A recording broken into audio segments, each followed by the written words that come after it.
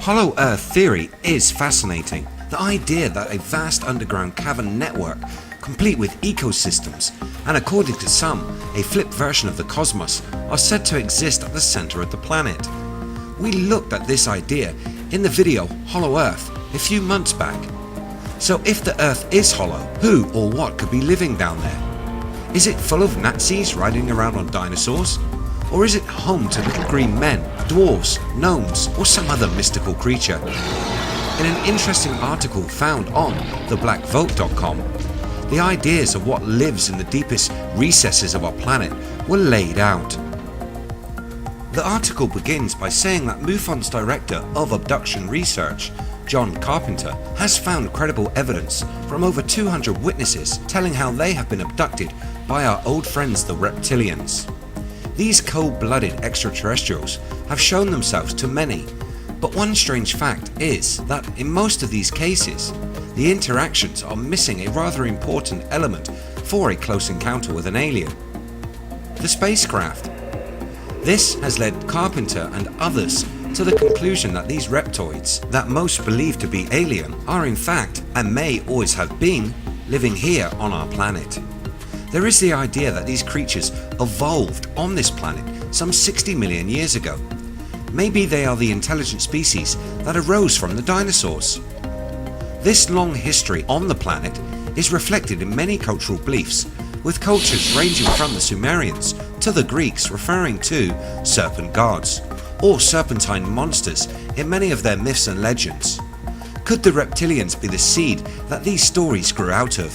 The serpent figure is important, even in today's world, with it appearing on the symbol for medical care institutions. This spiral snake image has been found in petroglyphs and other illustrations dating back to ancient Egypt, but also found in places ranging from Britain to New Mexico.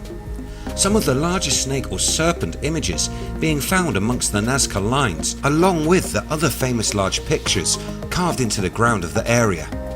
And we mustn't forget the Nagas of Hindu and Buddhist faiths, a creature we have mentioned a few times in previous videos. These snakes are also found in the histories of isolated cultures. The Australian Aboriginal peoples talk of the serpent being waging a war around the area of Ayers Rock, the gouges in the walls being evidence left from this conflict. If they had weapons technology capable of doing such damage at a time when humans were barely out of the Stone Age, they would certainly boast a level of technological sophistication we would envy today. One idea says that the reptiles did have space-going craft and left the planet at one point. This was until they ran into another extraterrestrial group and were driven back to the planet. On their return, finding that the other alien group had taken over. The Nordics, a group we discussed in the alien species video linked above. The Reptilians were displeased about this takeover, especially after failing at their interstellar travel plans and now losing what they considered their planet. War ensued, and this war is what is written about in the books of old, most notably the Mahabharata. Anyone with a passing interest in the idea of ancient aliens or ancient advanced civilizations knows the story of the flying Vimaras, the epic legends of great battles with tales of fantastical weapons and destruction on a massive scale.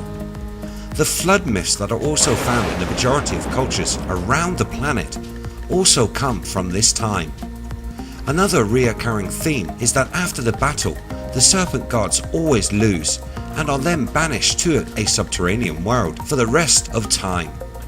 Religions morph these figures over the centuries that followed, renaming them demons and such like. To quote the Bible, Revelations chapter 12 verse 7 to 9, "And there was war in heaven. Michael, his angels fought against the dragon, and the dragon fought and his angels, and prevailed not.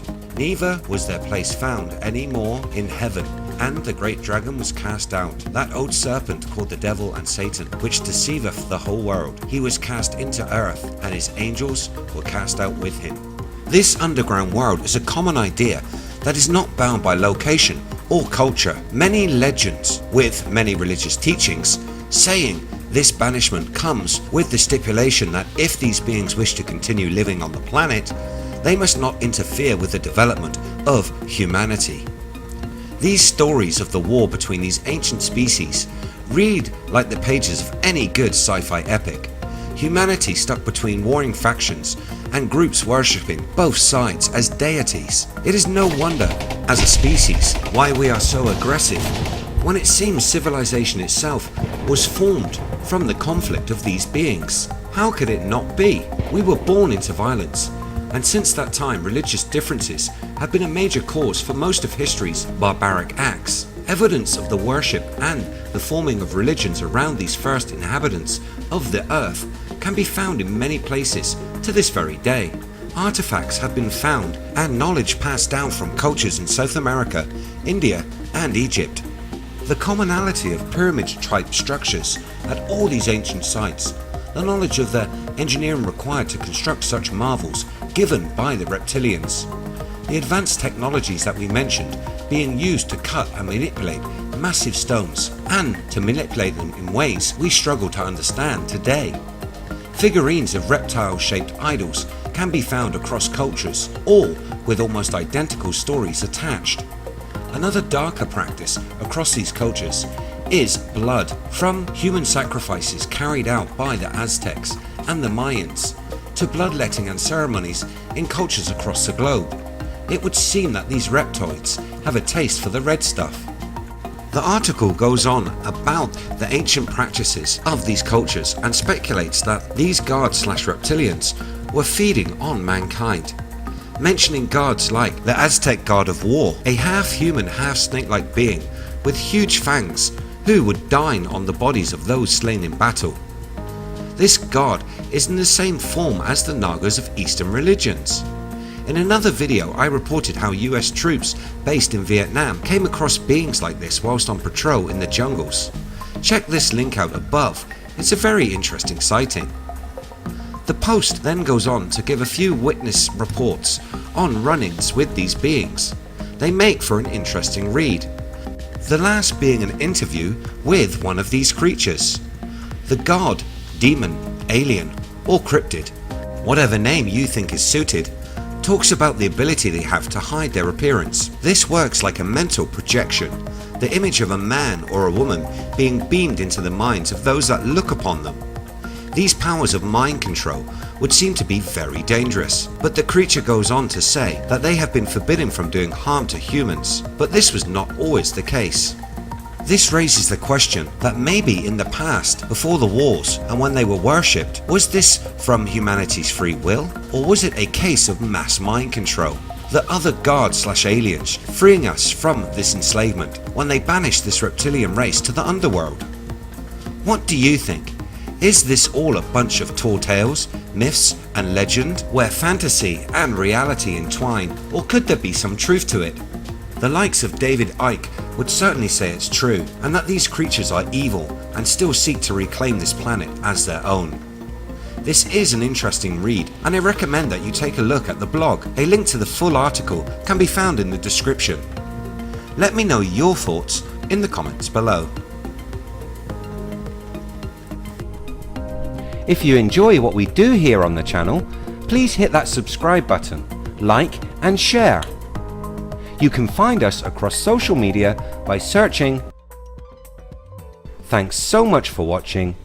See you next time.